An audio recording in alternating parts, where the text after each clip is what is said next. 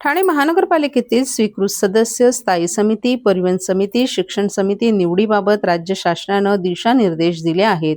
मात्र ठाणे महानगरपालिकेतील सत्ताधारी टाळाटाळ करत आहेत.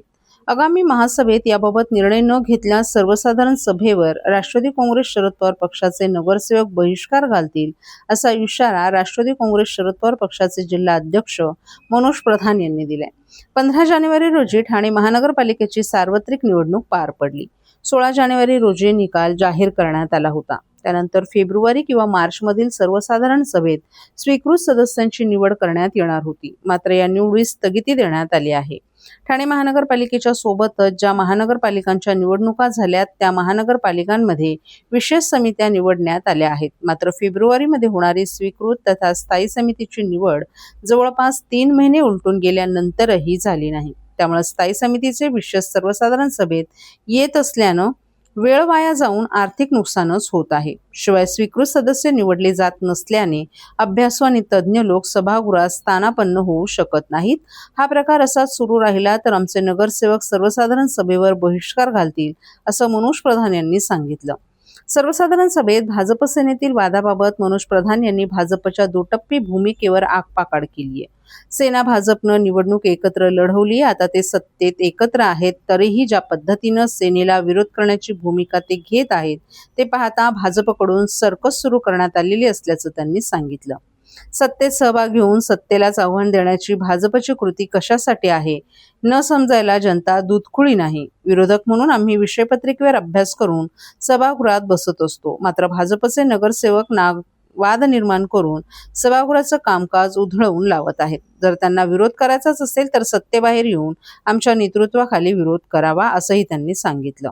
भाजपच्या नगरसेविका नम्रता कोळी, आमच्या नगरसेविका पल्लवी जगताप यांनी महासभेचं थेट प्रक्षेपण करावं अशी मागणी केली आहे. मात्र या मागणीकडे दुर्लक्ष केलं जात आहे. मुंबई महानगरपालिकेचं कामकाज मुंबई महानगरपालिका या अधिकृत YouTube चॅनलवर थेट पाहिलं जाऊ शकतं. मात्र ठाणे महानगरपालिकेच्या सत्ताधाऱ्यांना आपले उपद्व्याप ठाणेकरांसमोर येऊ नयेत असं वाटत असल्यानंच थेट प्रक्षेपण केलं जात नसल्याचंही प्रधान यांनी सांगितलं. सर्व नागरिकांना आवाहन करण्यात येत आहे की सध्या डासांमार्फत पसरणाऱ्या डेंग्यू या आजाराचा प्रसार रोखण्यासाठी प्रत्येकाने पुढील प्रमाणे कार्यवाही करावी. डेंग्यू आजार एडिस इजिप्ती हा डास चावल्याने होतो. या डासांची पैदास साचलेल्या किंवा साचवलेल्या स्वच्छ पाण्यामध्ये होते. 8 दिवसांपेक्षा जास्त दिवस पाणी उघडे व साचून राहिल्यास त्यात डास अंडी घालतात. अंड्यांच्या अळ्या तयार होऊन पुढे डास तयार होतात. यासाठी आपल्या घरातील पाणी साठे, उदाहरणार्थ बॅरल्स, पिंपे, टाक्या, हौद, रांजणे इत्यादी दर आठवड्याला रिकामे करून घासून पुसून कोरडे करून पुन्हा भरावे. 1 दिवस कोरडा दिवस म्हणून पाळावा. पाणी साठ्यांना घट्ट झाकणे बसवावीत किंवा जुनी साडी, चादर, धोतर यांनी बांधून झाकून ठेवावीत, म्हणजे डास त्यात जाऊन अंडी घालणार नाहीत. घराच्या गच्चीवर, आजूबाजूला, अंगणात कोठेही पाणी साचू देऊ नये. भंगार सामान उघड्यावर टाकू नये. उदाहरणार्थ टायर्स, प्लास्टिक सामान, कुंड्या, टाकाऊ वस्तू इत्यादी. अशा सामानात पावसाचे पाणी साठून त्यात डेंग्यूच्या डासांची पैदास होते. घरातील कूलर्स, फ्रीजच्या पाठीमागील ट्रे हे देखील वेळोवेळी कोरडे करावेत. लक्षात ठेवा, नुसत्या फवारणीने डास घनता कमी होत नाही, तर त्यासाठी डास पैदास ठिकाणे नष्ट करणे ही आपल्या सर्वांची जबाबदारी आहे. कोणताही ताप अंगावर न काढता जवळच्या शासकीय रुग्णालयात मोफत औषधोपचार घ्या. अशा प्रकारे नागरिकांनी सहकार्य केल्यास डेंग्यूचा प्रसार रोखणे सहज शक्य आहे.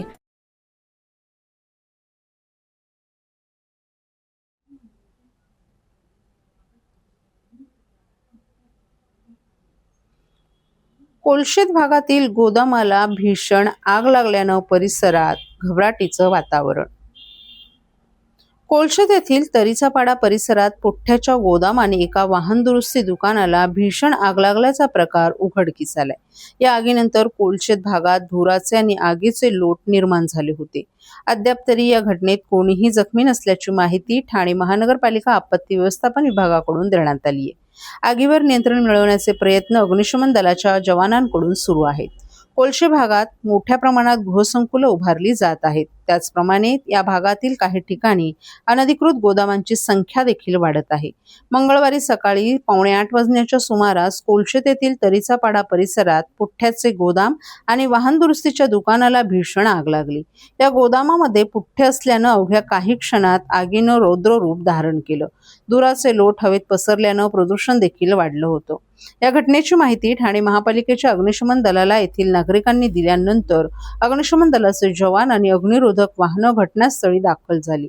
आग पसरत असल्यानं आगीवर नियंत्रण मिळवताना जवानांना अडचणी येत होत्या. सकाळी 9:30 नंतरही या आगीवर नियंत्रण मिळवणं शक्य झालं नव्हतं. या घटनेत कोणीही जखमी नसल्याची माहिती ठाणे महापालिकेच्या आपत्ती व्यवस्थापन विभागाकडून देण्यात आली आहे.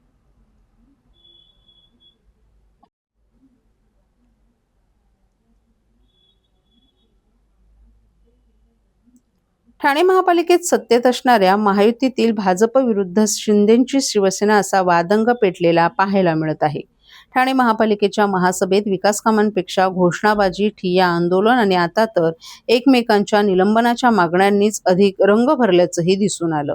महासभेत गोंधळ घातल्याप्रकरणी आणि राष्ट्रगीताचा अवमान केल्याचा आरोप करत भाजपच्या नगरसेवकांनी शिंदेच्या शिवसेनेच्या नगरसेवकांविरोधात नौपाडा पोलीस ठाण्यात तक्रार अर्ज दिल्यानंतर आता शिंदेच्या शिवसेनेच्या नगरसेवकांनी भाजपच्या नगरसेवकांना निलंबित करण्याची मागणी करत पलटवार केलाय. यामुळे महासभेतील विषयांना मंजुरी, राष्ट्रगीताच्या अवमानावरून भाजप आणि शिंदेच्या शिवसेनेत घमासान सुरू असल्याचंही पाहायला मिळतंय. ठाणे महापालिकेची महासभा शुक्रवारी मोठ्या गदारोळातच पार पडली. या महासभेत सत्तेतील शिंदेची शिवसेना आणि भाजपमध्ये जुंपल्याचंही दिसून आलं. महासभेत गोंधळ घातल्याप्रकरणी राष्ट्रगीताचा अवमान केल्याचा आरोप करत भाजपच्या नगरसेवकांनी शिंदेच्या शिवसेनेच्या नगरसेवकांविरोधात नौपाडा पोलीस ठाण्यात तक्रार अर्ज दिल्यानंतर शिवसेनेकडून पलटवार करत शिंदेच्या शिवसेनेचे नगरसेवक मनोज शिंदे यांनी भाजपच्या नगरसेवकांवर महासभेत गोंधळ घालून महापौरांच्या अंगावर जाऊन कामकाजात अडथळा निर्माण केल्याचा आरोप करत त्यांना निलंबित करण्याची मागणी केली आहे. तसं पत्रच त्यांनी महापौर शर्मिला पिंपळकर यांच्याकडे दिलं आहे. तसंच सभागृहात राष्ट्रगीताच्या वेळी भाजपचे काही सदस्य उभे राहिले नसल्यानं संबंधितांवर गुन्हा दाखल करण्याची मागणीही शिवसेनेनं केली आहे. त्यामुळे महासभेत 232 विषयांवर चर्चा करायची की घोषणाबाजी करायची यावरच दोन्ही पक्षांचं राजकारण रंगलं आहे. प्रत्येक महासभात भाजप नगरसेवकांना बोलू दिलं जात नाही, नेहमी त्यांचा अवमान केला जातो. विरोधी पक्षातील नगरसेवकांपेक्षा आमच्या नगरसेवकांना कमी निधी दिला जातो. युती धर्म फक्त आपल्याकडूनच पाळला जातो, मात्र शिवसेना युती धर्म पाळत नाही अशी तक्रार भाजपच्या नगरसेवकांनी प्रदेशाध्यक्ष रवींद्र चव्हाण ठाण्यात आले असताना त्यांच्याकडे केली होती. देवेंद्र फडणवीस यांच्यापर्यंत ती तक्रार करण्यात येणार असल्याचं आश्वासन रवींद्र चव्हाण यांनी भाजपच्या नगरसेवकांना दिलं आहे. यानंतर ठाणे महापालिकेतील शिंदेच्या शिवसेना पक्ष गटनेता कार्यालयाच्या उद्घाटनाप्रसंगी शिवसेनेचे मुख्य नेते उपमुख्यमंत्री एकनाथ शिंदे ठाणे महापालिकेत आले असता त्यांना याविषयी विचारलं असता भाजप शिवसेना ही नैसर्गिक युती आहे, छोटमोठ्या कुरघोड्या होतच राहतात अशी प्रतिक्रिया देत या प्रकरणावर पडदा टाकण्याचा त्यांनी प्रयत्न केला. मात्र दोन्ही पक्षातील नगरसेवकांकडून एकमेकांवर आरोप प्रत्यारोप काही केल्या कमी होत नसल्याचं दिसून येते. आता तर पालिका निवडणुकीत आमची स्वतंत्र लढण्याची तयारी होती, मात्र पक्ष नेतृत्वामुळे आम्हाला महायुतीत लढावं लागलं. आम्ही जर स्वतंत्र लढलो असतो तर चित्र वेगळं असतं. महायुतीत लढल्यामुळे आमचंच नुकसान झालं असल्याची भावना उपमहापौर कृष्णा पाटील यांनी व्यक्त केली आहे. तर भाजपनं केलेले सर्व आरोप शिवसेनेनं फेटाळले असून आम्ही युती धर्म नेहमी पाळतो. महासभेत चर्चा न करता फक्त गोंधळ घालण्याचा प्रयत्न भाजपकडून केला जातो. आम्ही पालिका निवडणुकीत एक हाती सत्ता आणलीये, आमचं संख्याबळ जास्त आहे. आम्ही देखील स्वतंत्र लढलो असतो तर अजून चित्र वेगळं असतं अशी प्रतिक्रिया शिवसेनेचे गटनेते पवन कदम यांनी दिली आहे. लढण्याची तयारी होती, मात्र महायुतीमध्ये लढावं लागलं, त्यामुळे तुमचं नुकसान कुठेतरी झालंय. 2017ला पण महायुती नव्हती, तेव्हाही स्वबळावर आम्ही लढलो होतो आणि तेव्हाही आमचे 23 नगरसेवक निवडून आले होते. जेव्हा आता आम्ही सर्व त्या 2017 पासून 2022 पर्यंत किंवा म्हणा आज 26 पर्यंत आम्ही स्वबळाच्या हिशोबाने तयारी केली होती. आणि तसं आमच्या सर्व त्या तत्कालीन नगरसेवक तसे जिल्हाध्यक्ष असतील, दोन्ही आमदार असतील आमचे केळकर साहेब आणखी डावकरी साहेब, या सगळ्यांचं मत होतं की आपण मैत्रीपूर्वक लढून आल्यानंतर आम्ही एकत्र येऊ. पण काही वरिष्ठांना ते नाहीये, वरिष्ठांनी सांगितलं की नाही आपण युतीत जायचं, मग आम्ही युतीत गेलो. युती धर्म पाळला, सगळ्यांनी प्रामाणिक काम करून. जिथे बीजेपीचे नगरसेवक होते तिथे ते निवडून, जिथे शिवसेनेचे होते तिथे बीजेपीच्या लोकांनी काम केलं, जिथे शिवसेने तिथे बीजेपीचे होते तिथे शिवसेनेच्या लोकांनी काम केलं. अशा प्रकारे जवळजवळ 108 नगरसेवक निवडून दिले 131 पैकी, म्हणजे स्पष्ट बहुमत ठाणेकरांनी दिलंय. पुढे असं चालावं असं आमचं मत आहे. पण जो ह्या 4 महासभेचा बघितला तर कल कुठेतरी वेगळा दिसतोय. मग त्याच्या कुठेतरी एक वाक्यता आली पाहिजे. पण काय वाटतं, विरोधी पक्ष बाकावरती नसला तरी आता भाजप सत्तेत असून देखील विरोधी पक्षाची भूमिका बजावते असं वाटतं? तेच तुम्हाला मगाशी म्हणालो, विरोधी पक्षनेते जे आहेत ज्या पद्धतीने ते त्यांचे पण विषय मांडतात. मग ती पाणी चोरीच्या विषयावर त्यांनी खूप आक्रमकता विरोधी पक्षनेत्यांनी मांडली, परंतु ते विषयाला धरून बोलतात. माझं आमचं म्हणणं तेच आहे की पटलावर जे विषय असतात, ठाणे शहराच्या सर्वांगीण विकासाकरता जे काही विषय आहेत त्या विषयावरती भारतीय जनता पार्टी, आमचे शिवसेनेचे नगरसेवकही आक्रमक आहेत. तेही आपला विषय मांडताना आक्रमकतेने मांडतात. त्याच्यामुळे भारतीय जनता पार्टी विरोधी पक्षाची भूमिका बजावते असं म्हणण्यापेक्षा त्यांनी विकासासाठी प्रशासनाला धारेवर घेणं गरजेचं आहे. आणि आम्ही तुमच्या बरोबर आहोत ना, सर्वजण. महापौर आहेत, जगदाळे साहेब आहेत आमचे, त्याच्यामुळे सर्वच नगरसेवक आहेत, सिनियर नगरसेवक पण आहेत सभागृहामध्ये, सर्व एकत्र आहेत. त्याच्यामुळे मला वाटत नाही की ते लोक विरोधी पक्षाची भूमिका बजावतात. पण ह्याच्या पुढे असं होणार नाही असं आम्ही दोघंही काळजी घेऊ. थँक्यू.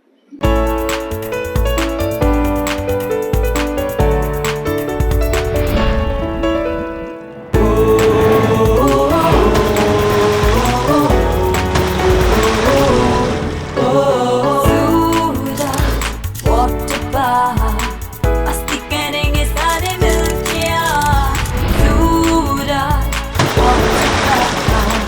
मस्ती करेंगे सारे मिलके सूरज वाटर पार्क सब मिलके नाचे गाए मस्ती में आज। सूरज वाटर पार्क धूम मचाते सब मिलके आज।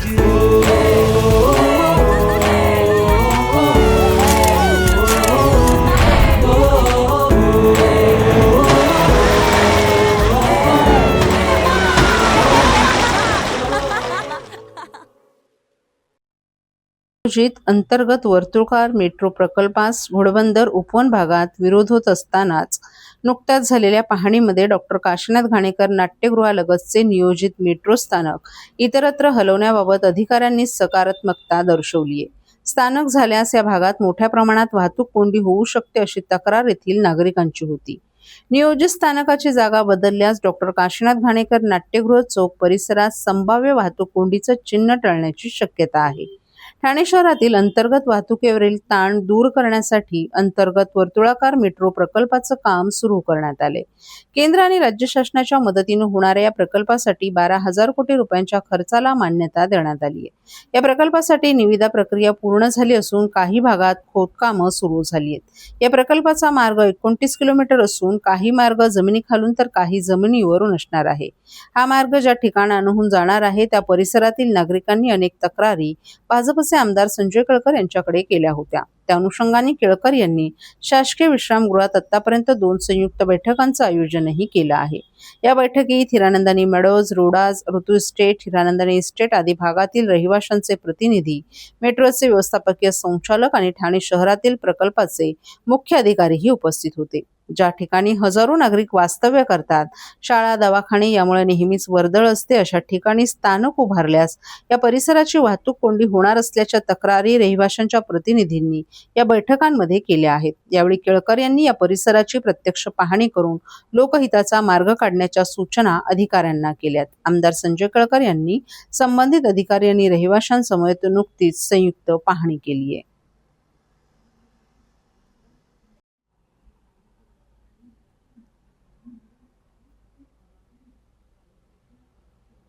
महासभेतील भाजप आणि शिंदे सेनेतील नगरसेवकांमधील वादाच्या पार्श्वभूमीवर आपल्या पक्षाच्या नगरसेवकांची बैठक घेऊन त्यांची बाजू ऐकून घेतली जाणार असल्याची माहिती उपमुख्यमंत्री एकनाथ शिंदे यांनी दिली आहे. आमची युती आहे, परंतु काही कुरबुरे असतील तर त्या दूर केल्या जातील असा विश्वासही त्यांनी व्यक्त केलाय. भाजपचे प्रदेशाध्यक्ष रवींद्र चव्हाण यांनी रविवारी नगरसेवकांची बैठक घेऊन भाजप आणि शिंदे सेनेतील नगरसेवकांमधील वाद वरिष्ठ पातळीवर सोडवला जाईल अशी ग्वाही दिली होती. ठाणे महापालिकेतील शिंदे सेनेच्या पक्ष कार्यालयाचं उद्घाटन उपमुख्यमंत्र्यांच्या हस्ते काल सायंकाळी करण्यात आलं. त्यावेळी त्यांनी काही गोष्टींवरील कुरबुरी असू शकतात मात्र त्या दूर केल्या जातील. आमची युती आहे त्यामुळेच या उद्घाटनाच्या कार्यक्रमाला देखील भाजपचे उपमहापौर आणि इतर पदाधिकारीही आले आहेत. शिवसेनेला ठाण्यानं पहिली सत्ता दिली. स्वर्गीय आनंद दिघे यांनी ठाणे जिल्ह्यासाठी विशेष योगदान दिलं आहे. बाळासाहेब ठाकरे यांचं देखील ठाण्यावर विशेष प्रेम होतं असंही त्यांनी सांगितलं. जुन्या नगरसेवकांनी आता नवीन नगरसेवकांना सामावून घेत विकास कसा करायचा हे शिकवलं पाहिजे. नाहीतर जुने नगरसेवक आपल्याच वॉर्डाचा विकास करत बसतील तर तसं करू नका. ठाणेकरांच्या विश्वासाला तडा जाऊ देऊ नका असंही त्यांनी स्पष्ट केलं. स्थायी समितीसह इतर समित्या देखील मार्गी लावल्या जातील असंही शिंदे यांनी सांगितलं. सगळं मार्गी लागेल. सर्व कामं सुरू, आता कामं कुठली थांबलेली नाही. बस जे काय आहे ते सर्व मार्गी लागेल. हा प्रश्न जास्त चर्चेला जातोय की मित्र पक्षांमध्ये महासभेमध्ये इथे खडाजंगी दिसून येते, तर हा विरोधी पक्ष बाजूलाच राहिले. आहे सगळे महापौर आहे, सगळे नगरसेवक आहेत. ठीक आहे, काही गोष्टी आहेत, गटनेते आहेत, ते शेवटी आम्ही युती म्हणून एकत्र आहोत. काही छोट्या मोठ्या कुरबुरी असतील त्या दूर केल्या जातील. ठीक आहे.